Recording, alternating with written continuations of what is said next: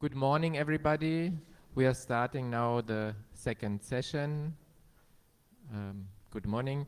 Welcome, everybody. We are excited to start our session here on digital threats and defending civic space online. My name is Markus Michaelsen. I'm a researcher here at VUB in Brussels in the LSTS research group. I'm the organizer and moderator of this session, and I recently accomplished a research project with the Open Technology Fund about digital threats against activists in exile, dissidents in exile, and that's how I got involved with the panelists or the organizations they are representing. So I'm delighted to have with me on the panel Alexandra Hache from the Digital Defenders Partnership at HIVOS, Rola Assad from the Syrian Female Journalists Network, and Hassan Selmi, who is working for Access Now. And we will learn more about our panelists in a moment. But first, I wanted to give you a short introduction into the topic of this session and why we thought it's interesting to present here at the Privacy Camp.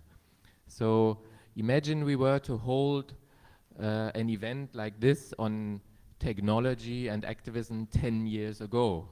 So the focus and tenor of this event would certainly be very different. In early 2010, the world had just witnessed the protests of the Green Movement in Iran, that Western media labeled as a Twitter revolution. And still ahead, we had the Occupy movement, the Arab uprisings, the Gezi Park protests in Turkey, Indignados in Spain, the umbrella protests in Hong Kong, and so on, and so on, and so on. All these events and movements, all these movements used digital media to challenge the status quo, to connect, to inform, to mobilize. And there was a lot of enthusiasm about the potential of digital technologies to support change from below. Since then, the outlook has changed dramatically. The state has moved back in, or as one of the activists put it to me at the time, the empire has struck back. Governments all over the world, especially in authoritarian contexts, have swiftly moved to monitor, to control, to regulate, to contain the use of digital technologies by dissidents and activists. And they also benefit from these technologies for surveillance, propaganda, and disinformation. And information controls have evolved from simple website blocking and filtering to more offensive tactics, such as targeted surveillance, hacking of email accounts, trolling on social media. And all this means that digital civic space is shrinking. Not only have activists less opportunity to benefit from digital technologies, but also digital technologies are actively used to restrict spaces for civil society and its activities. And this is done not only within the context of repressive countries, but these governments or regimes use it also to reach across borders and target activists in other countries. And as a consequence, defending civil society against digital threats, building the digital resilience of activists has become an important field of activism. And it's a struggle on multiple fronts. So on the one hand, we have the development of technical tools and of trainings, of education material to build the capacity of activists in terms of digital security. On the other hand, we have also research and advocacy to expose information controls, internet shutdowns, or the proliferation of commercial spyware. And with our panel, we want to give you an overview on the current risks and security needs of activists. And we also want to discuss efforts that aim to strengthen the digital resilience of civil society. Before we move to the proper content matter, I want to give our panelists the opportunity to introduce themselves. And I thought we are all in one way or another researchers, activists, journalists, but we are also human beings in these roles. So instead of looking at CVs that are certainly all very impressive, I wanted to ask you for a more personal view on your current activity. So my question to all of you is, how did you get to what you are doing right now? Why do you like it, or why do you think it's important? Can I start with you, Alexander? Okay, I fear that. Hello, good morning. So, in relation to your question, I think it comes from my activist background, hacktivist, no? And I was involved with free software and free culture since the 2000. So we used to develop information and communication technologies for activists and social movements, and that make us aware from the start of the importance of taking in account the privacy and security dimensions of the tech infrastructure we would be offering to movements for their information and communication. And yeah, from there you open the box and you keep going on. That's how it happened, yeah. And I think, yeah. Okay. Rula? Okay. Well, I am a journalist. Before 2011, the Syrian revolution, I was working as a journalist in Syria, and I started to be more involved in human rights, defending people who are get affected from drought in Syria. But at that time, it was very difficult to be more involved in social activism. After the revolution in Syria, you already learned from the Syrian archive how Syrian like really used all online platforms to tell more about what's happening in the country. And me, as a journalist, and afterwards as a director of Syrian Female Journalists Network, I, as a feminist as well, start to more be aware of how the online space is shrinking. It's not safe for women, for girls, for persons from LGBTQI+. And then I start to be more focused and aware to put my efforts on trying to find solution alternatives for us activists to be more, coming together to be in solidarity online, offline. But of course, since Syrian are all over the world now, activists, journalists, everyone is involved in the social causes. So we are, online, it's our space to come together again when we don't have this geographical place to come together. So more focusing on safety, security of female journalists, women human rights defender, and trying really to rethink about internet, and trying with other groups to make a feminist internet for us, to make it a safe space for us to continue what we are doing on the ground.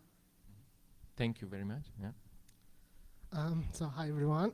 How did I start with this work in Access Now? So I started as an intern, and I grew up in Access Now and working for their digital security helpline. My affiliation with this activism started since I was a student in our school in Tunisia, a computer science school there. We created a security club for the students, so we teach them how to secure themselves and raising awareness. And in one of our crypto parties, I met with my employer now. So we met there, and they were at that moment creating their rapid response team, and we started. All the members of that club got internship in the helpline, and then we continued working with them until now. So this is how we started, and the helpline is, as I said, a rapid response team for civil society, journalists, activists, and it's 24/7 available to respond to their cybersecurity incidents and providing also trainings. When I started, we were dealing with 100 cases a year. Now we are dealing with 150 cases a month. So we are receiving a lot of cases, and I'm happy here to share what we are seeing in the helpline. Okay, thank you for sharing these insights. So we have three uh, panelists here, really who came involved with the topic from the ground up, from bottom up, and who are ready to share their experiences and insights with us. So we will now move to the proper topic of our session, and we thought to divide the session into three parts. We will walk gradually from first the threats that activists are facing, to then to the effects that this has on their work, on their use of technologies, and then third, also to the countermeasures and what is done to build digital resilience of activists. And finally, we will come to comments and questions from you as the audience. But still, before properly starting, I wanted to ask the audience if you are ready to share this with us. Has anybody of you ever faced some form of a digital threat? Could you give me just a sign of hand? You don't need to divulge what exactly it was, but just so anybody would be ready to just shout one word, what kind of threat it was, or? Okay.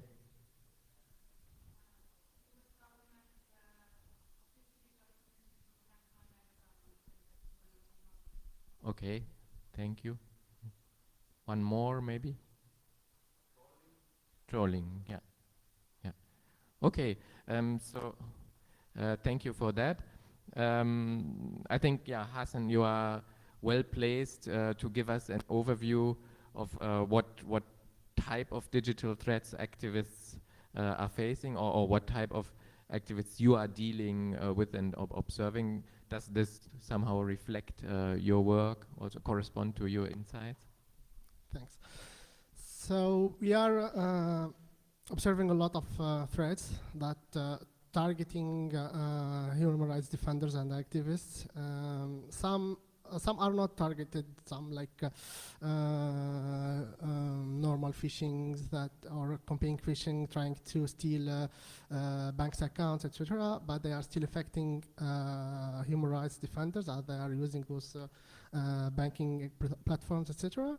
But we are also seeing more targeted attacks, and one of the most common attacks is spear phishing. So we are observing a lot of those attacks targeting people who are working under stress, trying to defend human rights, etc.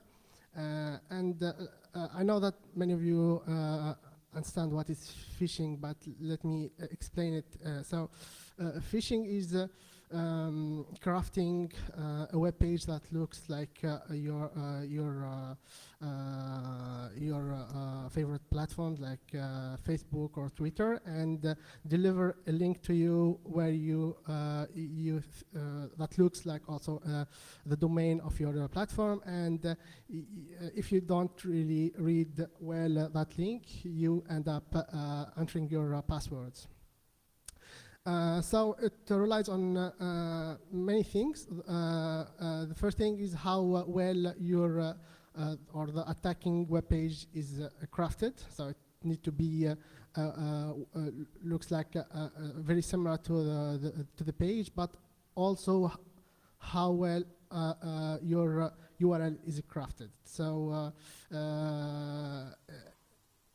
URLs need to be looking like the domain of that platform, and it also relies on the psychological state of the targeted people. So as we all know, activists are always, and journalists and human rights defenders are always working under stress, and they are dealing with a lot of serious issues that affecting human lives, and they are trying always to act fast, and knowing that attackers trying target people and try to trick those defenders with well-crafted URLs that looks very similar to those platforms URLs. So phishing is very common, and I can easily say that they are a part of the attacks that we are seeing for a rate of 90% of those attacks. The second threat that we also not seeing in a big rise is physical attacks.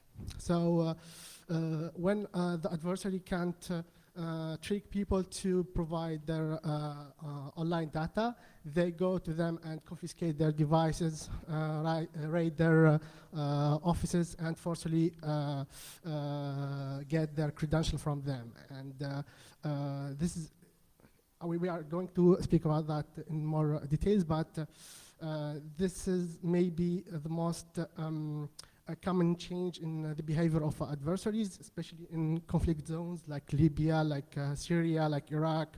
So people are arrested in the street and forced to provide their devices, and sometimes we had cases of torture to get the credentials from them. Harassment. A lot of cases of harassment. So the goal of harassment is try to push people to not be online by providing a lot of information about them, trying to intimidate them, trying to show how they are working, etc. And this is very common, especially with the LGBTQI community in MENA or in Latin America. So when an activist is trying to change their society, trying to they are always facing off harassment campaigns that try to silence them, and we are not seeing a lot of that. Another maybe a common attack is ransomware. So ransomware is not targeting specifically human rights defenders, but it's very common now. But with civil society, why ransomware is very effective? Because unfortunately, civil society are not well done with infrastructure. They lack a lot of resources to establish infrastructure. And ransomware always effective with poor configured infrastructure. This is why we are seeing a lot of civil society, NGOs, websites, etc., go down, because they were like victim of those attacks. The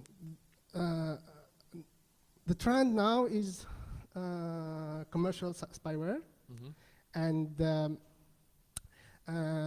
we are it's very expensive attack because it relies on undisclosed vulnerabilities that are sold in with a lot of money, but they are probably 100% effective because they rely on, as I said, disclosed vulnerabilities, and we are not seeing that they are always targeting very knowing activists that they are like representing a big threat to some regimes, etc. So those are the threats that we are seeing. Yeah. Okay. Alexandra, you want to add to that? Thanks. See, one thing that I would like to underline is a little bit the context actually where we are working with those activists and human rights defenders. That has changed quite a lot the last years. And what we are seeing is an increasing criminalization of human rights defenders because there's a questioning of human rights as a principal universal guiding values, no? So what we can see is an increasing of criminalization and attacks against human rights defenders because of the job they are carrying on. And this is, of course, happening in authoritarian regimes, but it's not limited to authoritarian regimes. It's also happening in different countries of the European Union. So it's like a global trend, no? That we really don't still know what to do about it, and we are starting a conversation because, of course, if human rights values are not anymore universal guiding principles, it becomes very difficult, no, to work on that. Coupled to this situation, we have also like an increasing trend of mass surveillance that is keep going on, and that's the same, that's global, it's happening everywhere, and all the governments are taking advantage of this possibility to make mass surveillance, rolling different technologies based on artificial intelligence, automation, machine learning, without really knowing the consequences, and let's see what happens, no? But meanwhile, they're just trying to scale and roll them up, and we are still don't know what is the good policy making, no, that we can do around this, so it opens a lot of possibilities.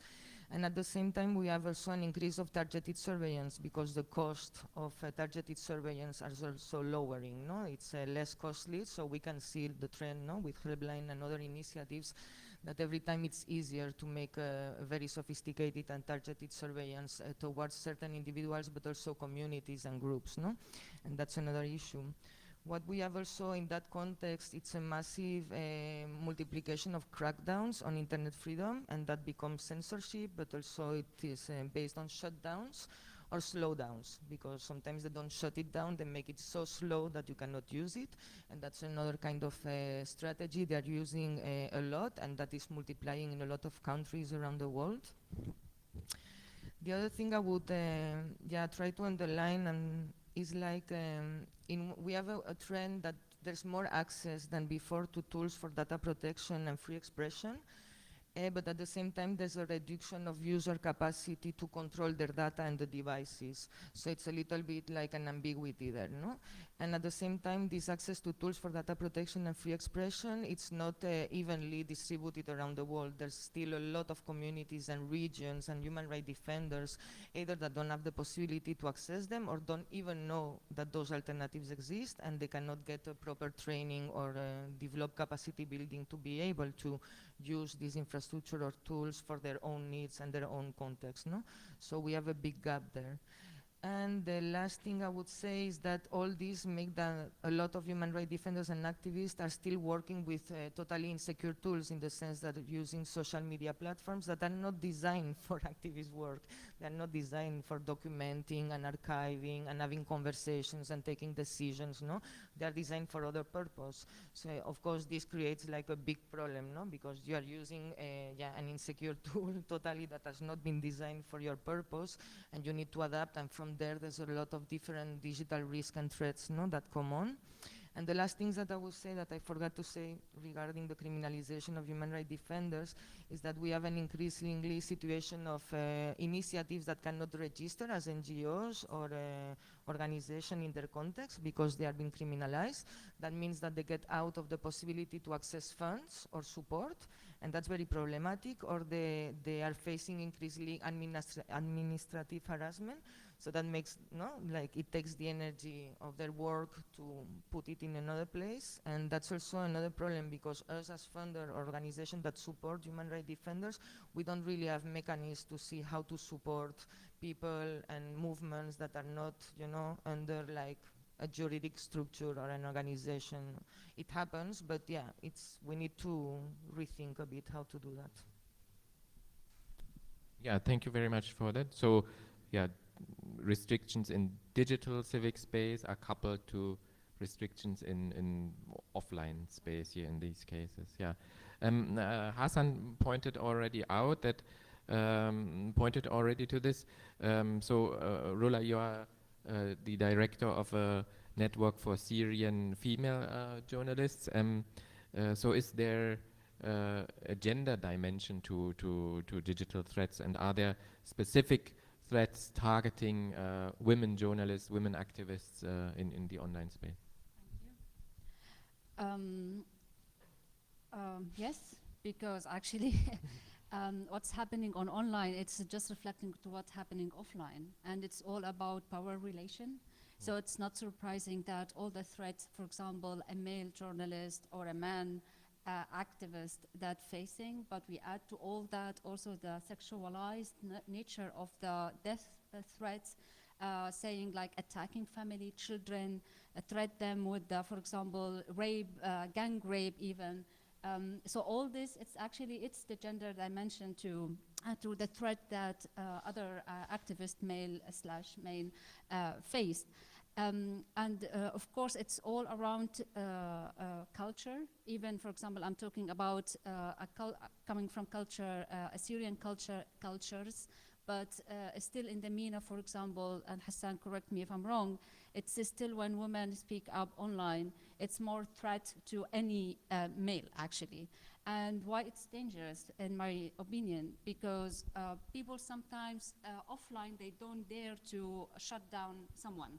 But online, it's give them, because they don't reveal their identity, so they dare to organize all campaigns, for example, against a female/woman activist talking about, for example, freedom of speech or freedom of body or sexuality. So, I mean, even women activists who are working on health or providing aid to people in needs, still they are threats because they are taking the space offline. So the one who wants to put women aside and to shut them down, they attack them offline.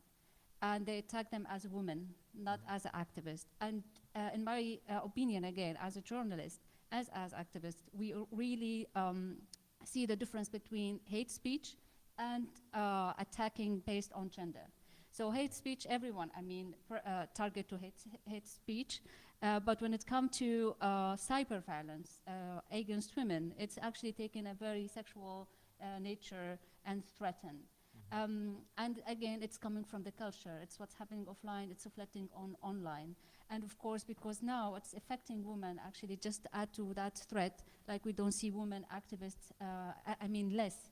In the beginning of revolution, for example, in Syria, we saw the online as a really free space to be more engaged in the social change and movement in Syria. And afterwards, have been people, especially women, not feeling safe online, and then they are not participate, and then saying like, oh, you don't have a woman activist talking about and this and that. Yes, we don't have, because there is a background story about why we are not feeling safe online. So this is how actually it's for me it's not surprising, because it's already happening offline. So basically all the harassment happening offline, it's again repeated online, but more massive. And of course, everyone dare now to threat any woman, because they know there is no punishment of this, or it's not taken serious, as the other young activists said this morning. Like, even the police, they don't take children or young people complain serious. Even, I mean, anything happening online, it's not taken serious, especially when it comes to harassment of or the intimidation, as you said. Yeah. Yeah. Okay, thank you very much. Alexander, you're also working on online harassment and gender-based violence. Do you want to add to this? Or? Minor things. I think that one thing that is problematic with the online harassment and gender-based violence, that is facilitated or aggravated by using information and communication technologies, is that often the people that are living it are not realizing this is violence. They have normalized it. So it's very often to work with women and LGBTQ people around the world, and for them this is normal. No, this is, so you need to make also work with them for deconstructing and saying, no, this is, you should not be suffering or being impacted by this kind of violence. So there's an issue there, and then there's also the issue that public institutions or the social media platforms, they have been doing an horrible job, at all, taking into consideration the specificities of gender-based violence. And for a long time, they have not, they have said, this is not violence, this is happening online. They have not realized the impact, the continuum between online and offline, and what happens to your digital identities is impacting directly, your physical well-being and your capacity to access to professional opportunities and education and activism and so on. So that's quite problematic. So far the mechanisms that exist are very different from one platform to the other. Many platforms don't have any mechanism to report specific gender-based violence, or if they have, it's only in English, so it excludes most of the population that is located in other places that they don't know how to report or they don't understand. And so there's a lot of work to be done there. Yeah. Okay, thank you. And Rola, you already mentioned some of the effects this has on activists, but can you maybe elaborate on a bit more on what effects do these threats have on the activities of civil society, but also on their use of technology, maybe? Yeah, sure. Actually, it's moved to everybody' personal life, especially the one who faced attack online. It's a start with fears and anxiety of like, oh, I really want to go through this again. Do I have to explain what's already have been explained several times, or do I want to put myself on spotlight to be attacked? And with lack of solidarity online from, I mean, individual or organization, it makes individual actually very vulnerable, because they get really affect themselves physically. So they are not only shut down or close all their online accounts, but also they start to doubt themselves. And they start to have a physical problem. They stress, for example, they burn out. And it's happened, I mean, activists, they are crazy people at the end. They really fight till they see the red line, and then they really damage and collapsed one time. Because always they thought, oh, it's our responsibility. It's not only activist responsibility, it's everyone's responsibility to be aware. Like the one who get attacked online, everyone has to be in solidarity with this person, even saying like, I hope you are doing well, even you don't know this person. Because many women, human rights defenders, have been attacked online.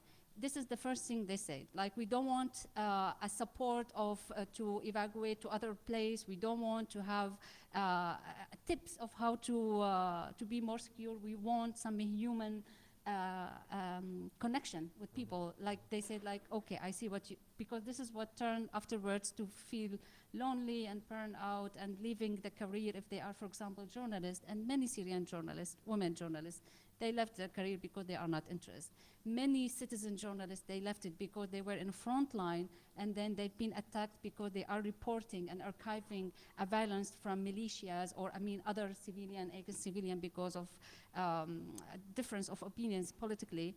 And then these people, they said, fuck off, we don't want to be in this field anymore, we don't want to fight for freedom of expression or human rights. And this is actually affecting the whole movement of fighting for human rights. It's affecting like having people trying to find alternative. And then we are losing activists. I mean, physically losing them.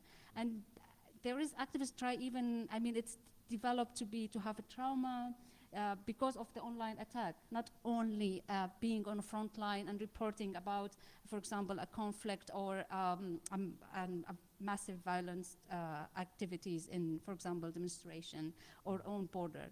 So it's moved to their bodies, and it's serious. It's not like something, it's okay, it's happening every day. It's not. And these people also, when for their activism online, for example, Lujain El-Hadloul, a woman, a human rights defender, a Saudi, still, because her activism online on Twitter, she is in jail, and the Saudi government, they refuse to release her, and they torture her, I mean, extra. They torture her family by sending messages, and people like to say, like, you know where you are, and your family, and we will, and then, I mean, put everyone on this fear, like, I don't want to be in contact outside world or outside my home. And they shut down. And then actually it's really having deaf people living around us.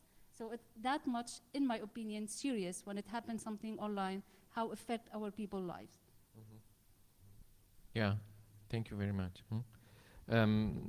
So, yeah, as we saw that our lives are not, or the rest of our lives is not isolated from what we do online. We have these personal, professional roles converging on social media platforms, and digital security is very much linked to other dimensions of security.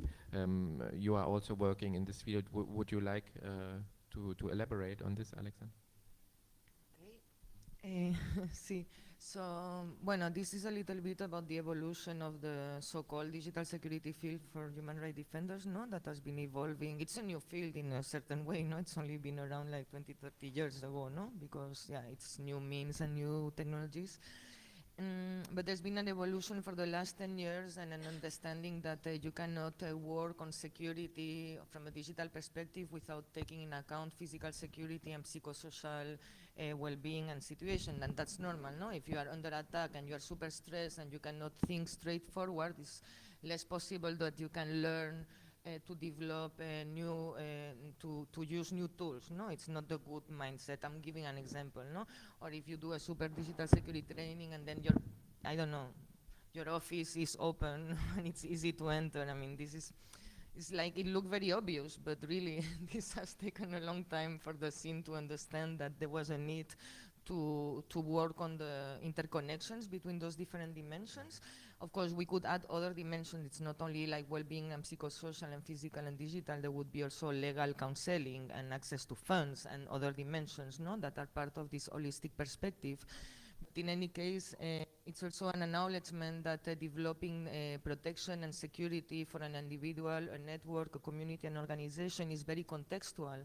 It's not something top-down. It's not like a set of recommendations that can be applied in any place, no? So what is interesting there is because the kind of attacks are similar. We have trends, maybe in certain region at one moment there will be more this kind of attack or whatever, but generally the type of attacks that our adversaries are doing against human rights defenders are quite similar.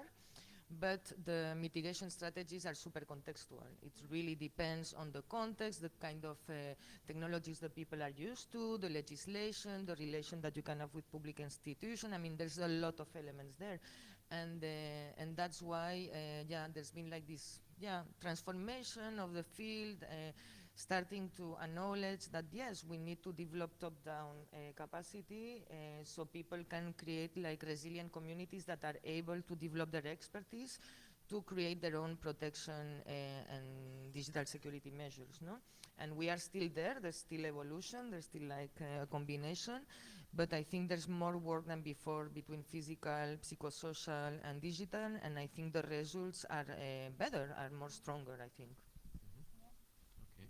Yeah, thank you. So we are moving now gradually to how to build the capacities of civil society, how to defend civil society against these forms of threats, and the typical intervention to strengthen civil society is usually to offer a training in digital security, and these trainings usually last from a few hours to several days, and you have an external trainer who comes to the organization or to a group of activists.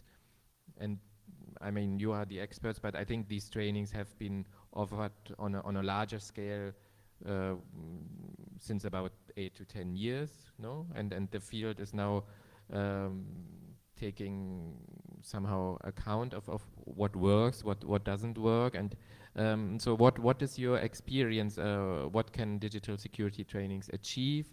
What is their impact? What are the limits of these trainings? Do you want to continue right away? Or? Trainings. Yeah, Hassan. Yeah. Yeah. In response to those attacks that we were mentioning, the solution was to organize more and more trainings for civil society members and make them aware about those risks and how to deal with that. However, one of the biggest challenge for trainers is to not deliver similar trainings for each of those groups, because each of those groups or civil society members has their own threat model, and the trainer need really to study the threat model of those people, get some history about previous attacks, and also try to assess their just online assets and the physical also security, and based on that they need to deliver the right instructions for them and the tools and the best practice. So trainings don't need to be the same each time, and this is maybe the big challenge for trainers. Also, one of the big challenge for trainers is how to deliver those instructions and those knowledge in a language or a way that the trainees understand. So the language is a barrier here, and most of the training materials are provided in English. So we need more and more translators who can bring those knowledge to the local language and also the local context. Also, how to gather people. And we are here, for example, it's easy to gather such gathering and organize those events, but in conflict zones and where you really need to provide those trainings is always hard, always to organize and put the trainees and the trainer in very significant danger when they are organizing. So we noticed a lot of incidents where people are arrested while they are doing their trainings, and this is a very big issue. Rula, what is your experience with digital security trainings? I am a TOT. I get a TOT in digital acting, but I didn't train because I am not quite sure I can deliver such information. Because it's there's two methods I've learned from the tech people when they want to train activists on digital, whether they threat them, like what the risk if they don't do such a thing, or they just give solution directly. It is two methods. It's fine. It's okay. It's very important to get the training, but still, it's not how the activists actually think about the threats. I mean, they are crazy people, I said, because the adrenaline in their body is really high, so the threats in the beginning, it's not threatening them. So it's more, I think, needs to be more fun and a pleasure learning all this about digital rights. I don't have a solution, I'm still thinking.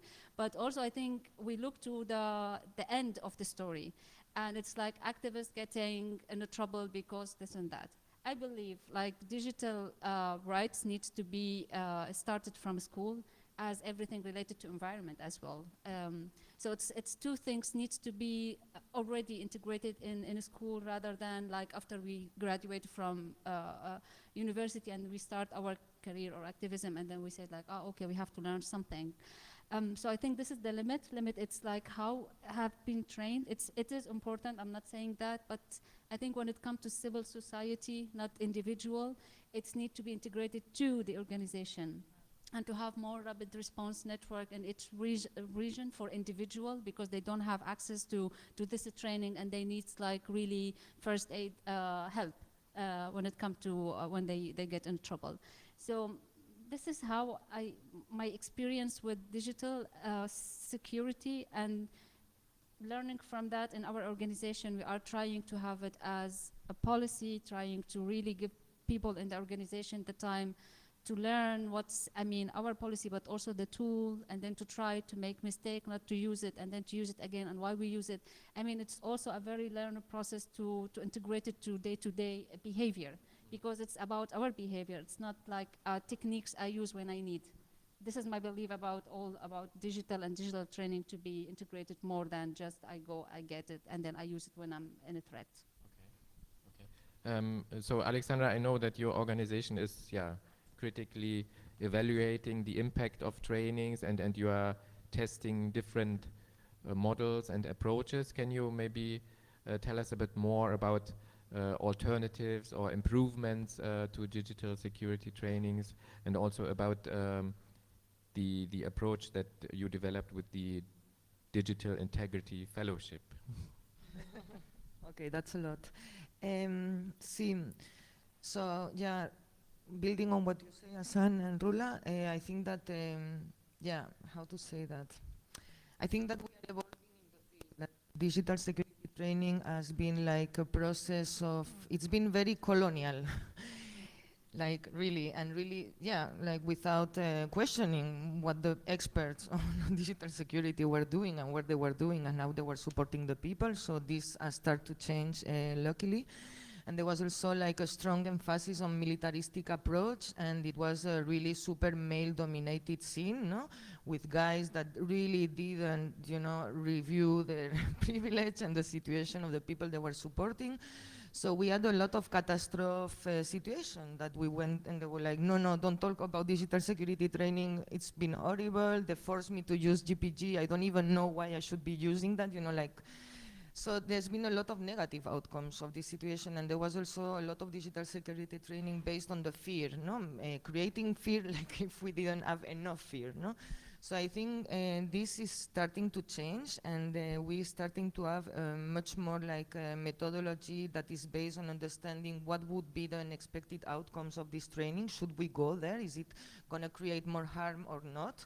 So the do not harm approach and methodology, I see that it's more embedded, no, in the core of the process of organization, thinking before, should we do it, and should we do it like that, and with whom should we do it? There's much more awareness of the gender perspective, and to understand that you need to include gender in your security perspective because it's fundamental, and also cultural diversity also. So I think on that sense, a lot of one-time trainings have changed, and they are trying also if they have to do a one-time training, because sometimes you don't have another option, no, it's the only thing you can do, but they are also trying to include like follow-up, because making a training, you become responsible, no, of the people you have been trained in relation to how they are going to do after that training in the implementation of these tools or those new security practices. And sometimes they are putting themselves more at risk, because before they were human rights defenders already targeted, and now they know about privacy and security, which is an element that is being increasingly also criminalized. That if you know about digital security tools and you train others about it, it's another layer of risk.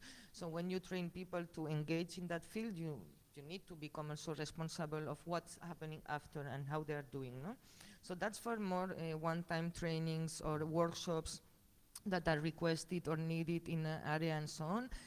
For the Digital Integrity Fellowship, this is a little bit different because it's not a one-time training, it's more an accompaniment. So we started the program like 5 years ago, and we have been working for 5 years with 7 experts around the world that are located in different regions, Asia, America Latina, and Africa, no? And those are consultant experts on holistic security. So they are not only doing digital, but also psychosocial and physical and organizational security, which is kind of different, no, than security for an individual. And what we provide them is the capacity to work 10 days per month, accompanying 1 or 2 civil society organizations or communities or networks. So it's an accompaniment between 6 months and 1 year and a half. And what they do is to go through the process of truly understanding what are the needs and the security needs, no, and the breaches or vulnerabilities of this organization.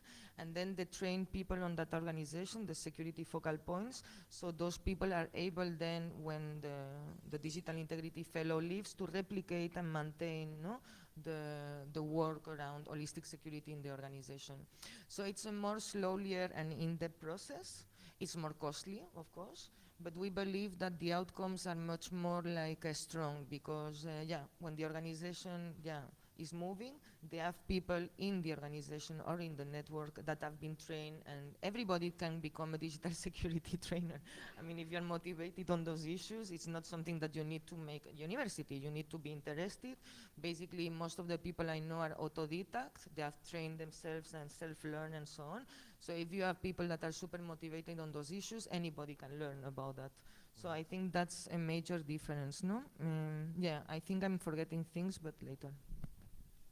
Okay, we are also running a bit out of time. There are still a lot of interesting questions on my list, but I think you have also a number of questions already in the audience. But still, I wanted to go through 2 different other responses, maybe a bit quickly, to digital threats against civil society. So, Hassan, you are working in a rapid response network. Can you quickly explain how these networks work? How do you reach activists in the field, how do they find you, and how do you process?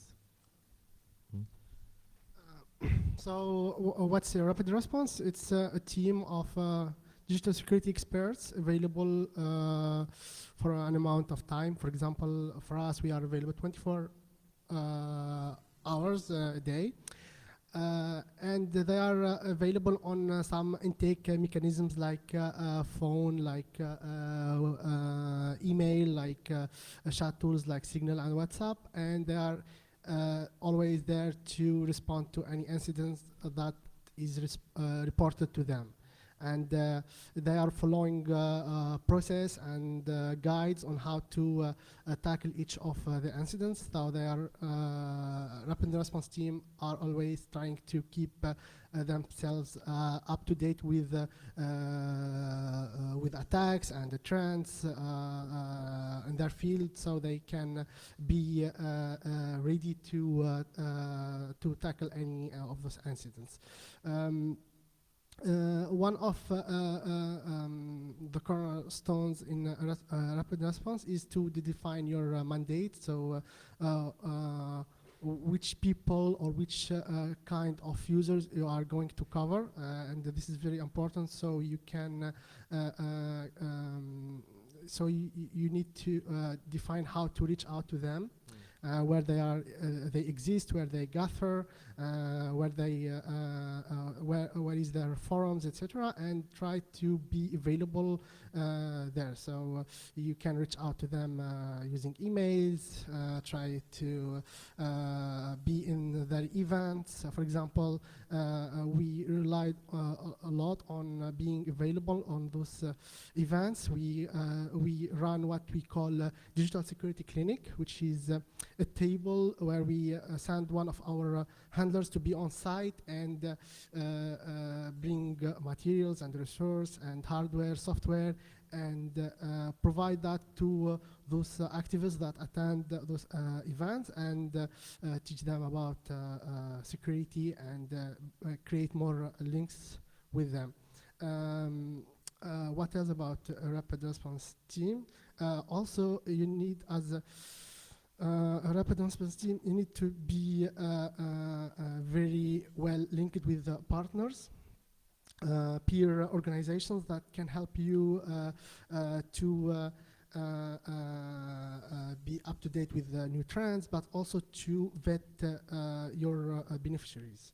Because in a rapid response facility, you need to have a vetting procedure. So you don't help anyone who reach out to you because you have limited resource, HR resource, and also other funds, etc. So you can't really help anyone. But also you make sure that you are not ending up helping terrorists or criminal. We had a lot of cases where we had to reject people because we weren't able to vet them, but also sometimes we figure out that they are criminal. Also, you need to keep a very strong relationship with corporate platforms, like those platforms that are being used by civil society, like Facebook, like Google, like Twitter. So you have a direct connection with them, so you are able to act quickly when one of those people had their account, for example, compromised, or a YouTube video is taken down. So you need to act quickly, and some cases can't really wait. So you really have to create and establish clear procedure with those with their support team, so you can act quickly.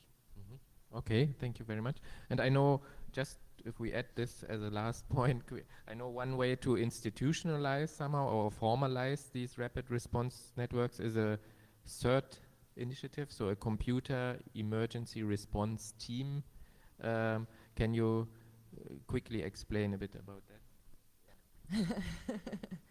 So yeah, a CERT is a computer emergency response team. Generally, it's been like military, public institutions, academia, big companies, no? that assert. That is a dedicated response team. Something is happening in my network, they're attacking the infrastructure or whatever, and we know what's going on and we are documented. But there was not really like a serve for civil society, for human rights defenders, so this project has been created like 5 years ago, and what we are trying to do in CiviCert, no, this computer emergency response for civil society, is to federate initiatives and organizations that are currently working as rapid responders or human rights defenders and so on. Right now we just grow, and I think we are 20 organizations spanning from big organizations like Amnesty International Tech or Human Rights Watch to smaller organizations like TipCert, ShareCert, Defend Defenders. And what we are trying to do is like, to create protocols and mechanisms between us so we can share information security threatening. So this is like very sensible. We need to be very careful. So we need like specific protocols to know how we can share information, how we can document those procedures. We can make also referral between us. So that makes the process of vetting, no, like easier, which is a challenge that all those organizations are facing.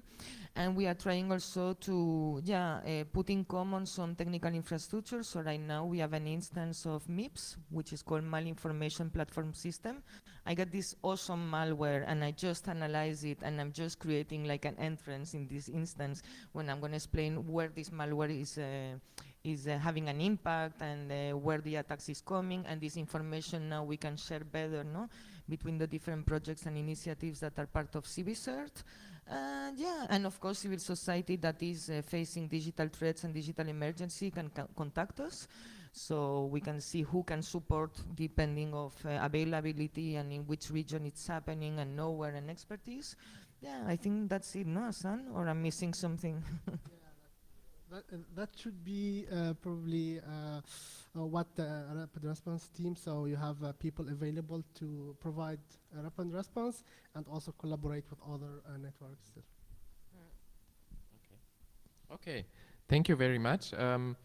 I had a nice final question, but I will skip it to give you the opportunity to ask questions. And I encourage you to ask questions. I will politely cut off comments, I would say.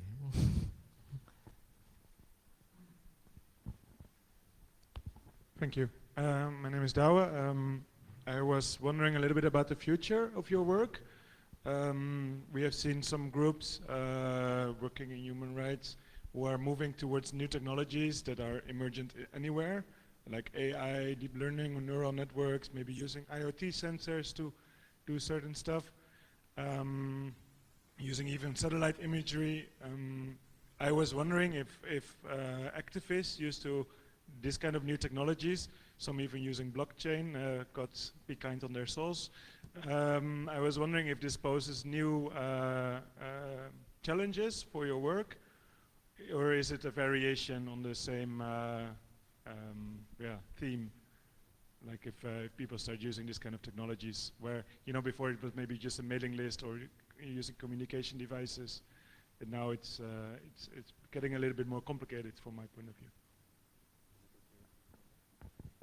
Can we collect a few, or you want to respond? All right, I can respond. Okay. New emerging technologies, from what we are seeing, are making the threat vector more large for human rights defenders because they are bringing a lot of efficiency for the attackers to attack, for example, selecting the target. Using AI, it's more easier. For example, someone who is acting in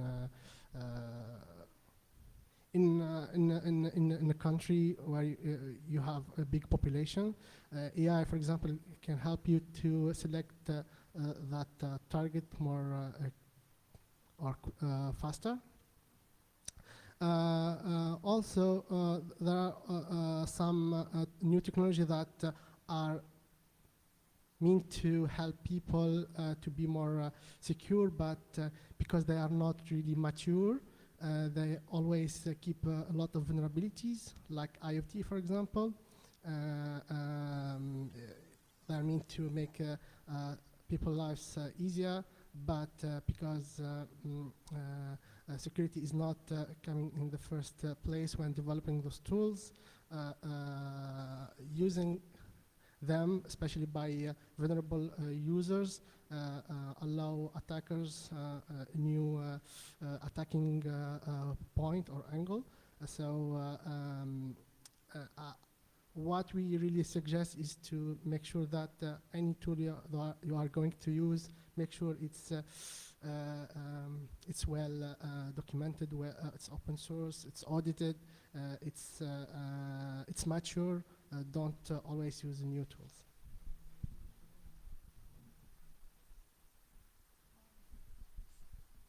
Well, I will just, new technology, what do you mean by new technology?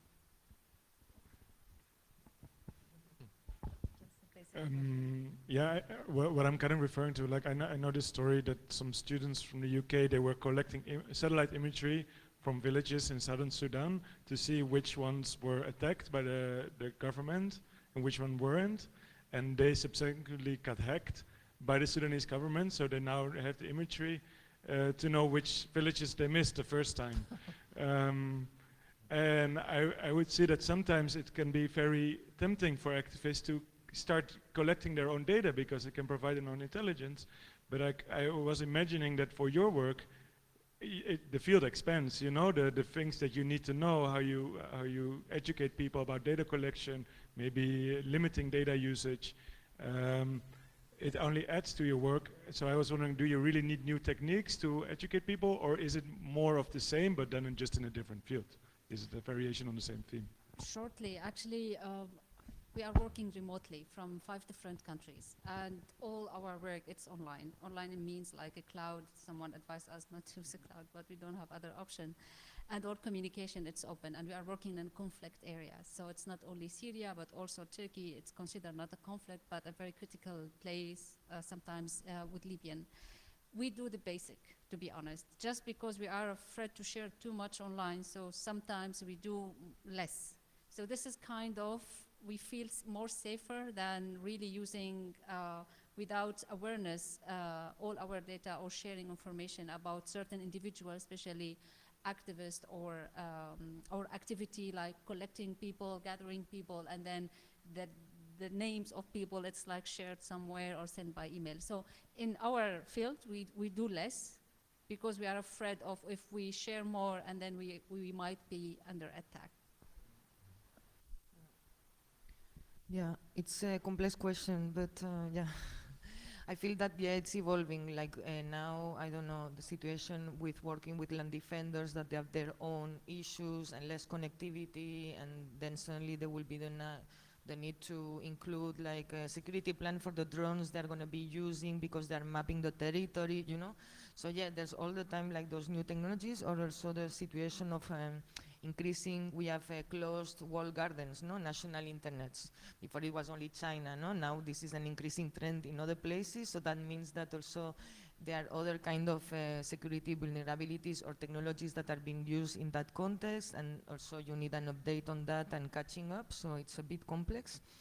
But my feeling also is like activists and human rights defenders, because they get their infrastructure all the time attacked, are more much understandable of the vulnerabilities of the tech infrastructure. And I think there's an increasing trend and interest from their side to know how they can set up and manage their own tech infrastructure, like little islands, no? Like meaning, yeah, maybe I'm gonna have my local network, no, for the organization. It's not gonna be connected to internet, and that's interesting because, yeah, it creates like a soil for, yeah, new forms of managing those tools or this tech infrastructure. But yeah, I'm answering with a lot of different things, but yeah. Other questions? Yes, the gentleman.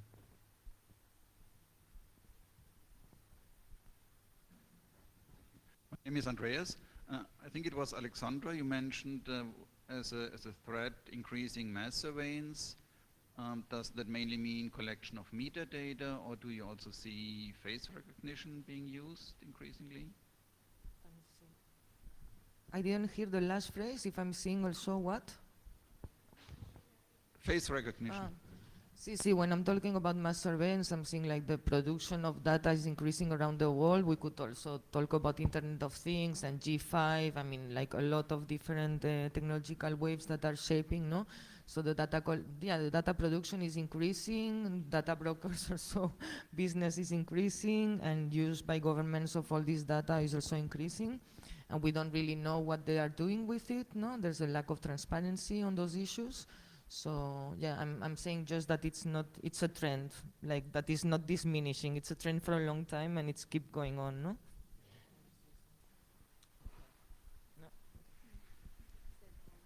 I don't know if I answered the question. Yeah. So we take the next. We have 1 and 2. Yeah. Right. It's a simple question, maybe naive, but I was wondering. I hope I'm not trolling, but in the context of rapid response, how do you define who is an activist or not, and who deserves to be helped?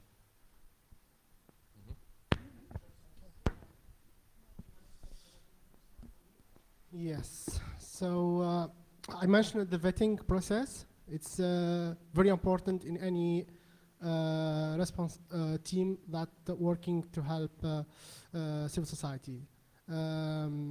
Vetting allow you to know that you are helping the right people, and you are not exhausting your resource in someone who doesn't deserve, or who is an adversary trying also to exhaust or keep you not available to help the rest of activists.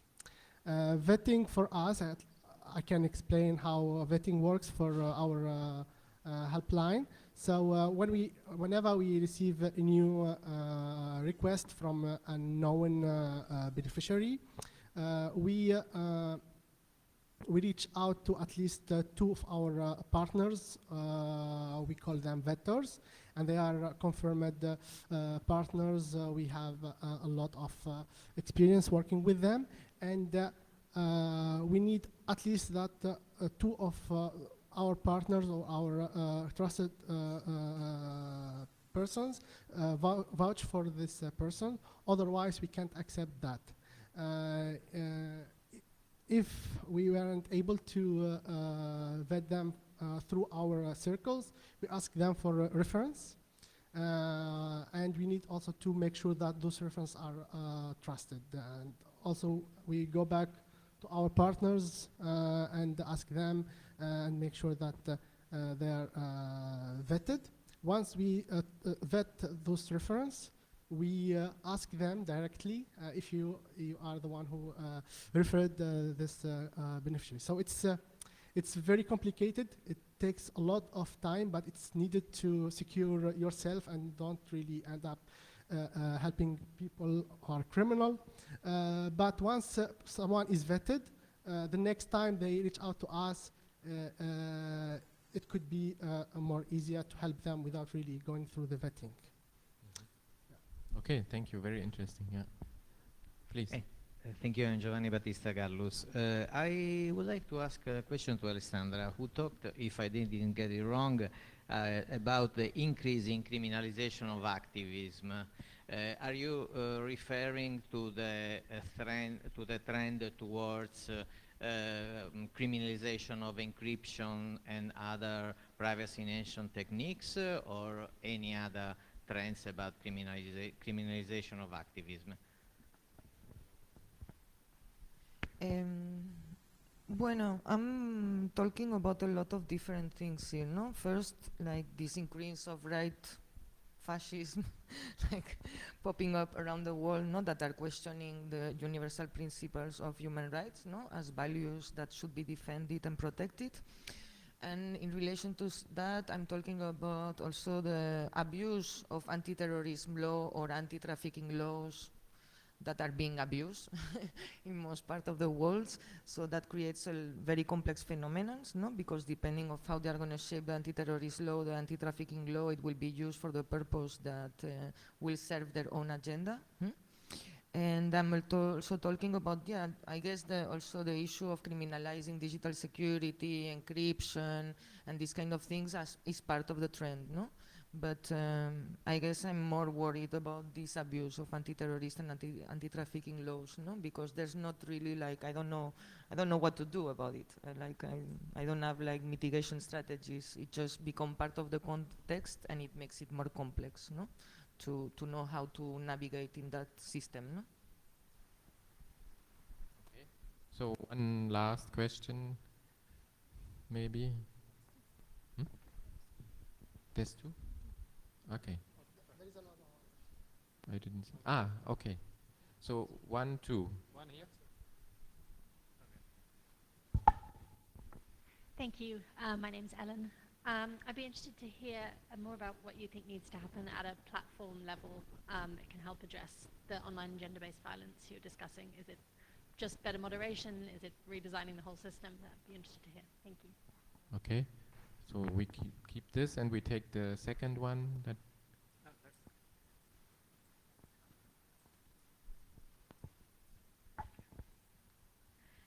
You said that sometimes you refuse to help someone because it is a criminal or terrorist, but in the age of deep fake and information manipulation, how can you be sure that the person is effectively a criminal or a terrorist?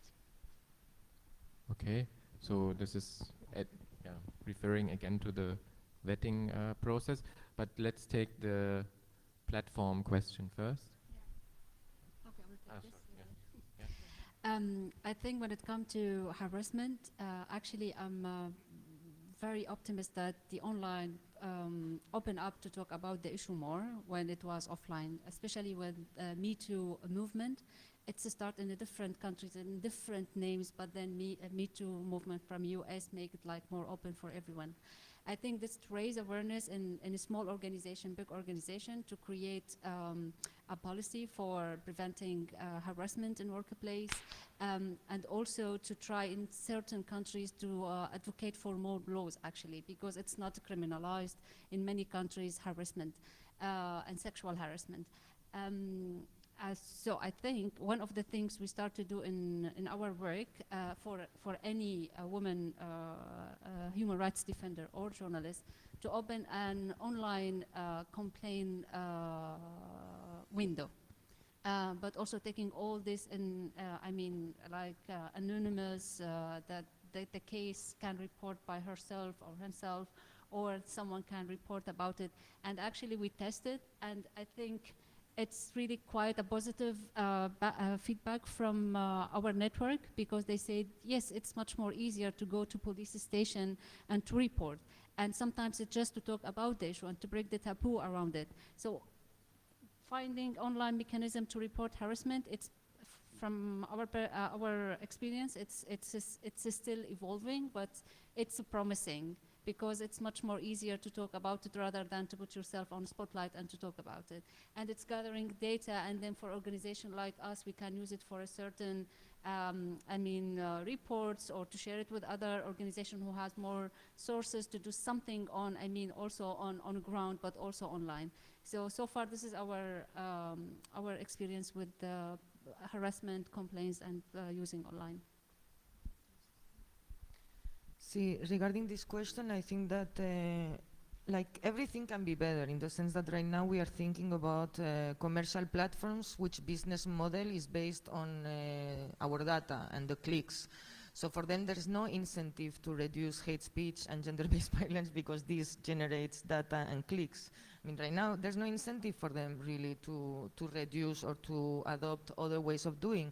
In the end, the platform is like a set of decisions, no? It's a term of service, it's a privacy policy, it's community guidelines, it's how you decide to make the content moderation, how people can report. There's different mechanisms to make things better, and there are other places that are not commercially oriented that are doing a better job to create a safe space or a safe environment where people can still express, no, depending of their gender or identities. So for me, it's like we need to put in context what can really happen in commercial commercial-oriented platforms, no?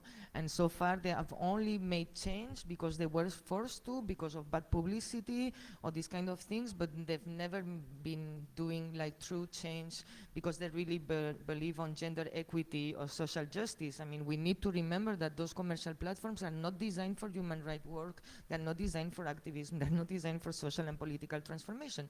They are designed to generate money and income for some big companies. So it's like you try to make a demonstration in a commercial center. The commercial center, you don't own it. When they will want to kick you out of the commercial center, they will kick you out. So just like, yeah, I don't have a lot of hope of making big change in the commercial platforms. I think we need to lobby and we need to push for those requests and so on and so on. But I think that we need also to design other spaces and other platforms and other tools where, working on, again, gender-based violence and this kind of phenomenons is embedded in the way that the platform is designed and the way it's moderated or governed, no, by the community that is managing it, no, or something like that. Your question about commercial platforms? Sorry, I just answered something different. I just focus on our work, and harassment won't come to my mind, come in how we face it. So sorry for that. But it was still related. But it's not point to... Okay, so I think the last question was still referring to the vetting process. I don't know if there's anything briefly to add. We are standing So now the between question- the audience and lunch, so just... The question was how you make sure that someone who is using a fake name is not criminal or a terrorist, right?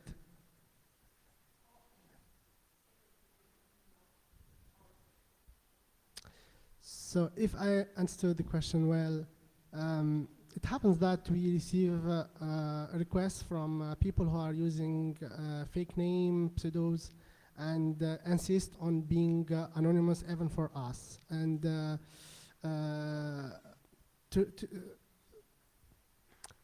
to be honest, the intention from us is to make sure that we are helping someone, a legitimate person, and we still can vet them, because we don't want to make our team in trouble, especially that we are a remote team, so we have offices in many places, so we don't want to shut down any of our offices just because we helped someone who is anonymous.